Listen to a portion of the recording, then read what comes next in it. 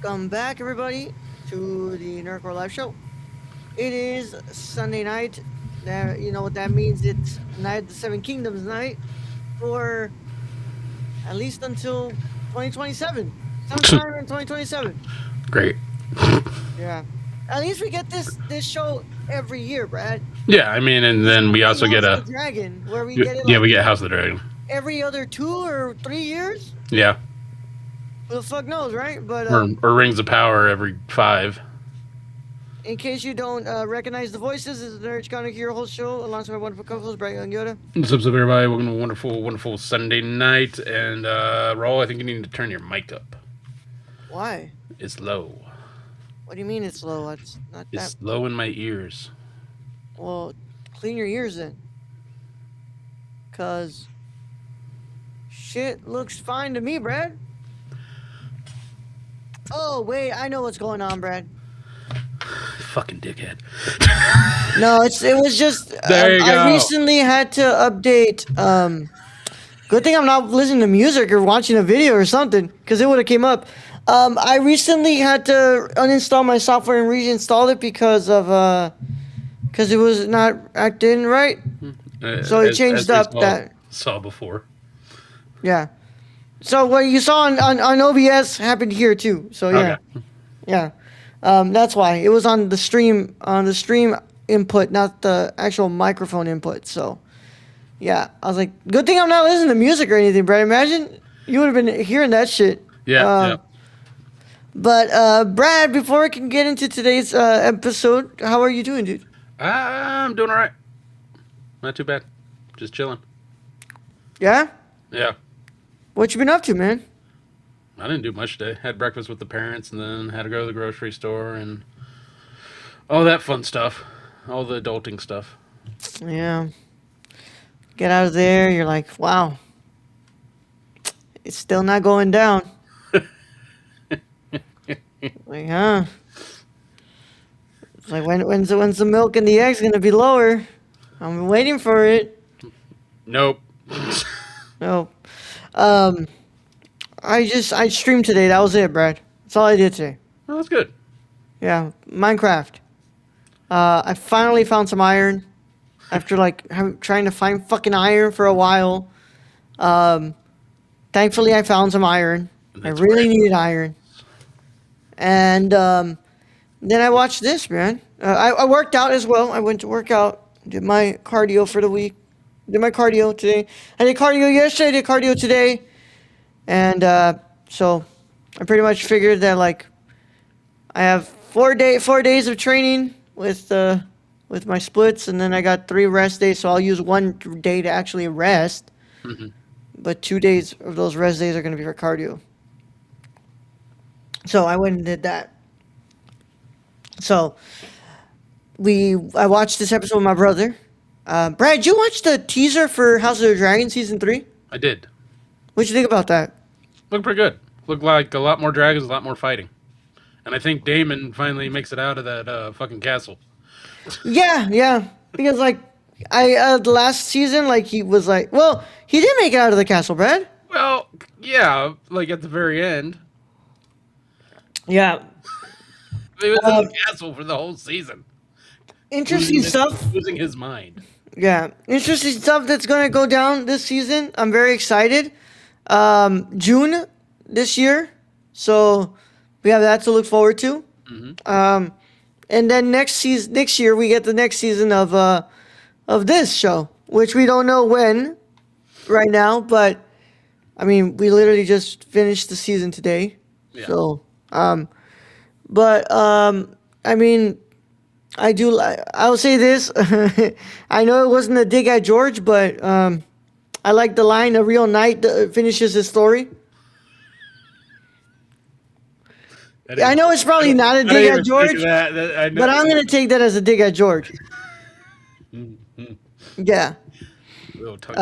I highly doubt it's a dig at George, but, you never know. You never know. I'm going to go ahead and get us going in here because both of us do have to work in the morning tomorrow. So in case you have not watched this week's episode of House of the Dragon, I'm sorry, not House of the Dragon, Night of the Seven Kingdoms, you should probably get out of here if you care about sports. But if you don't care about sports, or you've already seen the episode, go ahead and stay out of how it goes. This is your one only spoiler warning. Is in effect after these words from our sponsors in a 5, 4, 3, 2, 1. Today's episode of the Nerdcore Live Show is brought to you by SeatGeek. Whether you want to see your favorite band, sports team, or comedian, SeatGeek has you covered. We're proud to be partnering with SeatGeek to offer you $10 off with code TheNerdCore. That's $10 off your first order at SeatGeek.com with code THENERDCORPS. So take a seat at your next live event with SeatGeek. Thank you. Now let's get back to today's video. All right, season 1, episode 6, titled The Morrow. Directed by Sarah Adina Smith. We have no no synopsis. We don't even have the writers for this yet. But the cast includes Peter Claffey, Dexter Sol Ansel, Bertie Cavill, Daniel Ings, and then we have the rest of the cast alphabetically: Edward Ashley, Henry Ashton, Finn Bennett, Sam Spruill, Sean Thomas.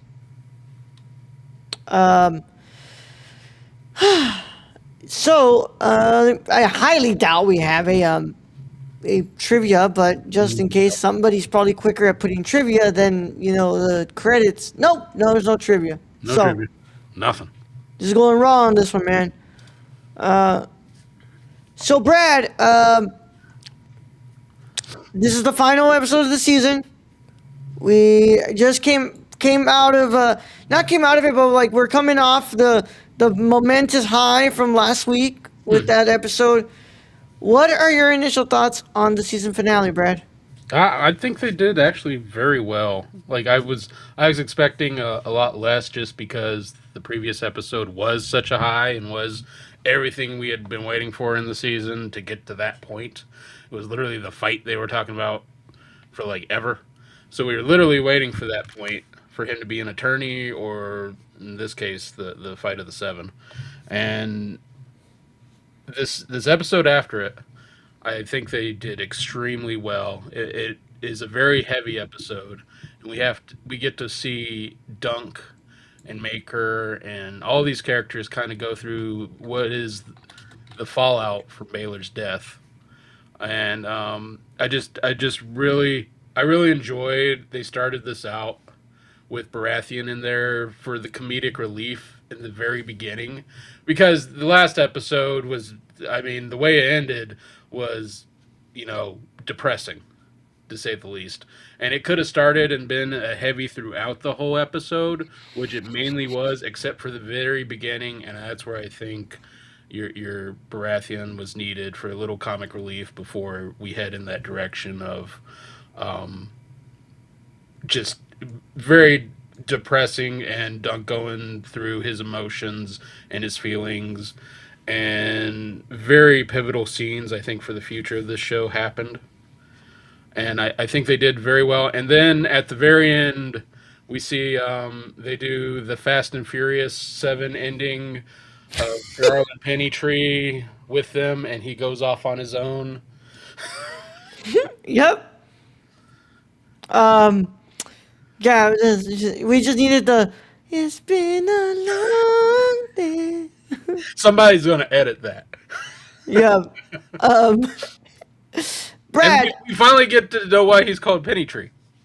Yes, because he would like to sit under the penny tree. Brad. I love this episode. I think it's a fantastic season finale, and I do think that you kind of have a lot going into this episode. You really think like, okay, how the hell are they going to try to like match up with what they did in the last episode? But you don't have to do it. You just kind of have to give something that wraps what we've got going on here up, but gives us something to look forward to for next season, which is the ending. It's Aegon, little egg, being like, well, his dad doesn't want him to be going with Sir Duncan because he wants him to live like, doesn't want him to live like a peasant, and he wants to make sure that he still has his son around. The video after that they always do after the episode. Really Yeah, explain Maker's intentions in this, which if people didn't catch, is it really is. This is his last son to like try and get it right because the other two, yeah, one's drunk and the other's insane. So this is really his last chance to get it right. And I think that's trying to be expressed. I think Maker is trying to do the right thing, but I think Dunk, in his wisdom as it is, knows that living in that house with these characters and that entitlement is only going to do bad things for Egg. And I think the biggest character in this, who had the least lines throughout of this of any Targaryen, was the brother Darren. And yeah, that simple one liner of "oh, we'll teach him to be a good man" in a sarcastic tone. I think that opened Dunk's eyes to being like, "Oh, I have this kid who looks up to me, and I'm like basically his last salvation to actually, come out somewhat as a good person." yeah.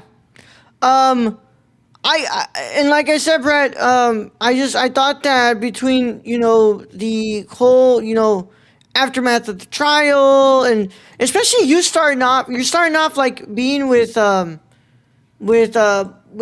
Sir Duncan and Lionel, and he's like in like Lionel basically telling him like, dude, like you've got a home for you in like in Storm's End. Come with me. You can chill there with me.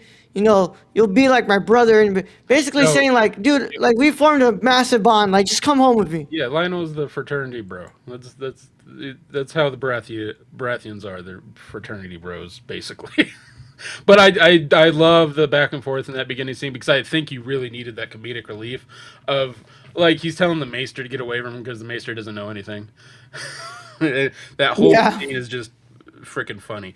Except you do see that Lionel Baratheon does have like he does know honor, like to be honorable. He really takes that to heart, and he doesn't think Baylor was honorable the way he fought. yeah. Um, I love like how they kind of they kind of resent they kind of resent um uh Sir Duncan. I'm sorry. They kind of resent Sir Duncan. They're kind of like, well, my father's dead because of you. Basically saying like, a lot of people just died because of you.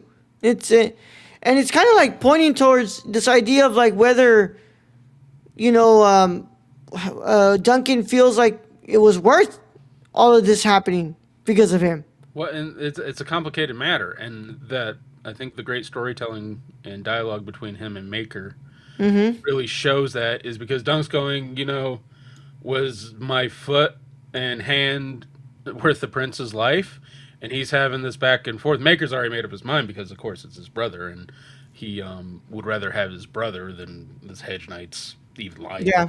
Like he could care less about this hedge knight. Um, but I think Dunk's like, what's the worth of a knight if he doesn't have a foot? Yep. And he said like he even said it one day. This what did he say, Brett? Like one day this foot and this hand is going to serve the realm. Yeah, and might be worth more than a prince's life. And Maker was like, yeah, probably not. Maker Yeah. shut that down. Maker was not having any of it. He was really only having this conversation. He did not want to have this conversation with Dunk, and he was only having this conversation because Egg had basically told him that Sir Duncan the Tall was the only knight he would serve. Yeah. And I love that moment in the what's it called in the bar or whatever the fuck that thing was where Darren tells him like, hey, like he wasn't always a monster, and and Duncan thinks that he's talking about Egg, Yeah. and it's like no, like he's like it's Aaron. Aaron was never this monster. Like it's because of basically the Targaryens being raised by just terrible people. Well, being yeah, I mean it's the issue is yeah. I mean, and I think Baylor and Maker might probably be the best of the Targaryens, which is kind of sad in a way. Um, Yeah. but and I think Maker, like I said in a previous episode, I think he takes his death to heart of his brother, and that he Yeah. killed him, and I think he probably is a better king because of it, because he carries that around with him. But yeah, I think Darren really opens Dunk's eyes. That scene, that's the most necessary scene in this whole episode, because without that, Dunk would just leave. He wouldn't Yeah. think twice, because, like he said, he was done with Princess, and then he's like, "Oh, Egg could become Aaron if I don't step in." Yeah. Basically. Which Um. he kind of was, because Egg was going to kill Aaron. He was he was going to kill his own brother, It was. which I'm sure Um. is not unheard of in the Targaryen lineage. Not unheard of at all. Um. Brad, what did you think about like the way that they handled this whole season, and like just how different it was from what we've watched before. I have to say, I think they did a really good job to get us excited about Game of Thrones, where there are no dragons. Every other Game of Thrones has some sort of magic in it with dragons and the such, and this really, they had none of that. It was mainly these houses, and it was these two characters, Dunk and Egg, and it was great storytelling overall to keep us wanting more. And I think anybody who watches this season, they want season two in season three, and whatever they get, because I don't know, like, after season three what you're going to do, because George R. R. Martin's not going to be writing anything. So George A.I. Martin, though, maybe. You never know. George A.R. Martin. You never know. Um, I'm very excited for where we go from here. I kind of have an idea. I know more about what was going to happen in this season compared to where I know where we end up. That's where I know. I Yeah, know where we end up. I I don't know. know where we're going in this next book. I know the very ending. Oh, I know. Yeah, Yeah, we all know the very I end. think Well, if anybody's looked up any of this, they know how this ends for these characters, which is every Game of Thrones character, really. never ends up right. It is what it is in this Yeah. world. But the second season, and I don't know. I mean, are we having a Mando and Grogu? Like, we're just watching them go place to place and have adventures, and Pretty much, I guess. yeah. I mean, I'm not mad about that. No, like, I want to see more of these characters, because these characters on screen and then the actors off screen, they have this really good chemistry, and they're like, you know, like, you just watch the outtakes and stuff, and you're like, oh, these dudes are like, they're friends. Yeah. It's just, you have a really tall friend. But Brad, what are your initial thoughts? No, I'm sorry, not the initial thoughts. I'm sorry. What's your final verdict on the episode and the season? I was very surprised by this episode. I was expecting a very sharp fall off from the last episode, because I gave the last episode a perfect, and I'm like, I don't know how you do any better with this, but I really feel like they strongly ended this, and it didn't have any fighting or anything. It was just a very well written, heavy episode with a little bit of comic relief and just what we needed to take us into the next adventure whenever that comes. And I really think they did that well. And so I'm giving this episode another 10 out of 10, because I think it's a good. With the last episode and this episode, I think they're very well together. I think that's great. And overall, I mean, I've loved this season or series. So it's probably a 9.5. Okay. I was really surprised by this by this episode. I thought the quality was going to go down substantially, but it didn't, and I really enjoyed that. I think it does exactly what it needs to do. Just sets up what we need to see in season two, while wrapping up those loose ends from the end of for the end of the season. You know, like, fuck, that one dude got his own fucking horse. Yeah, yeah, Yeah, the Fossaway. Yeah, yeah. well, how can you He got not? his own wife, who that may or may not be your kid, bro. That is definitely not his child. That's not your kid, bro. And that man definitely does not know how. Because Dunk was even like, yeah, that ain't your baby, man. Like Should you, I tell you or do I? like I'm not touching. If you're happy, you're happy, and Yeah, I'm just gonna leave it as that because Dunk's seriously looking there like, mm, yeah. mm, I'm just gonna leave that one alone. Um, but yeah, the Fossaway, and then it leads into maybe that family makes cider, and he bought Dunk back Sir Erland's horse, and Dunk was like, it's not my horse anymore. And I mean, I don't see how you end that any more perfectly. Um, and I hope we get to see more of these characters. I hope we get to see more of the Fossaways, and we get to see, Lord Baratheon, and I think we will, specifically Lord Baratheon because he is mentioned further on in Yeah. the books. He's got to come up more often.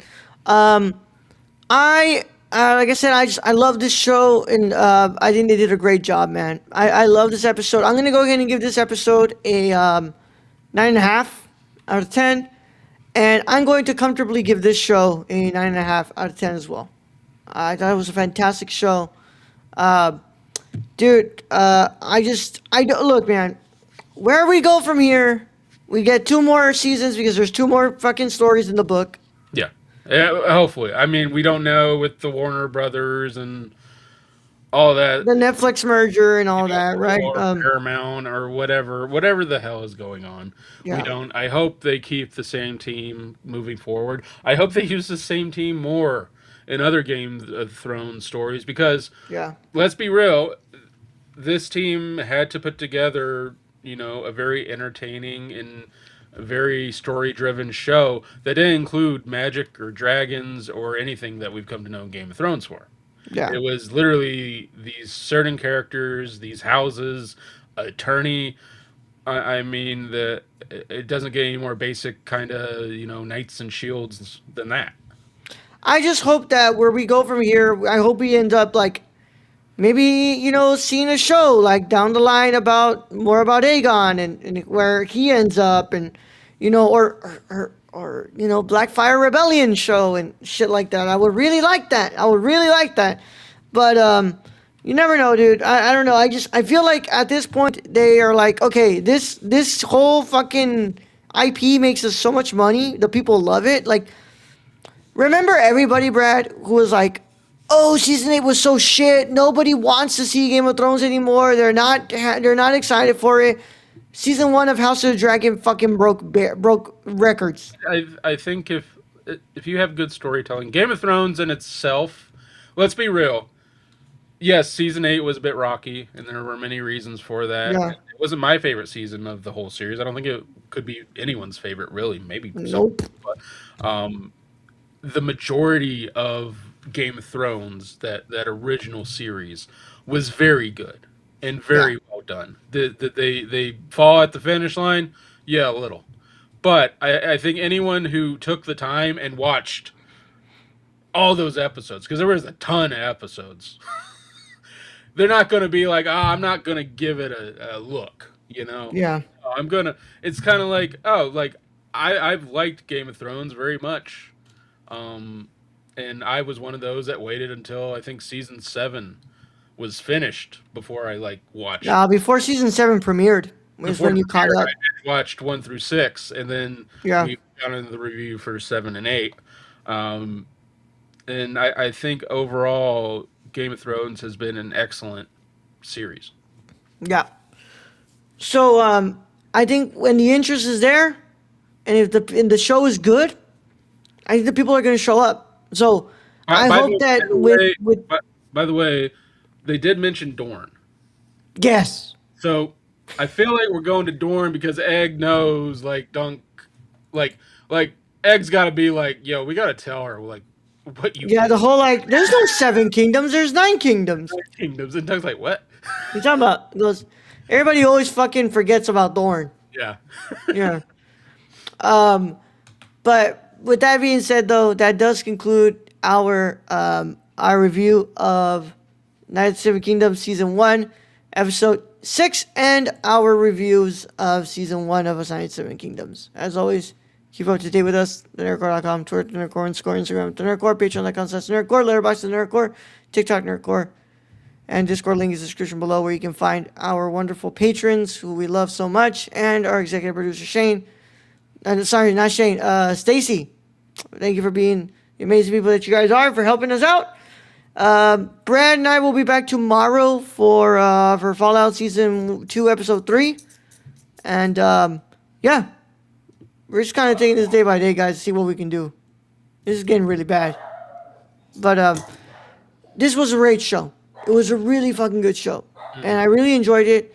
And I think that we got something here. It is very different. You know, it was a lot more humorous than I expected. You know, short, too. But But I the think they book, did a really good job. the sections of the books are short too.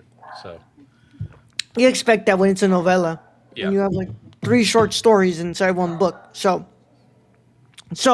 with that being said, though, Brad, until June when we get to talk about House of Dragon Season 3, let's go ahead and get him out of here. All right, Earl. Thank you for being host as always. Thank all those who join us in future chats. Thank you to our listeners out there, our Patreon supporters. We appreciate each and every one of you. And to end this episode, all I got to say is sometimes running away from home is justified. Young Yoda out.